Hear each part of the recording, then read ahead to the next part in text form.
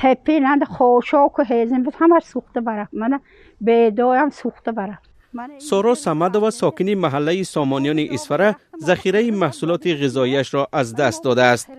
روز 16 سپتامبر در مناقشه در مرز تاجیکستان و قرقیزستان خانه او را آتش زدند. حالا با خانواده‌اش چیزی برای خوردن ندارد. جنگ نمیشه گفته ششتی من انم کرگی کارش انم. اینا چی داشتن؟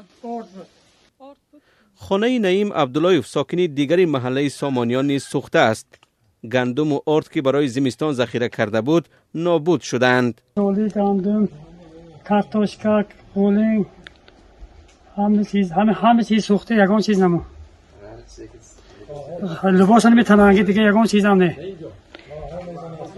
کم جنگ شد سهرش بونده همه. مستوره فایزووا اون روز از ده فرار کرده بود. همه چیز همه خونه به در اوره. یک در قلف نمیشه، یک تاش به قلف کر برفت بودن بیام هیچی نمیشه خوکستن. دوستانه با یک تا این فرزند ما 7 خونه ایمان.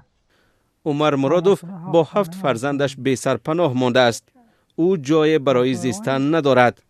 4 تا همسایه های همه برابر علاق سلام. خونه به در آمده درای شکسته علاق سلام. مقامات سوخت میگویند نزدیک به 100 خانواده در اسفره در مناقشه روزهای 14 و 17 سپتامبر بی سرپناه ماندند.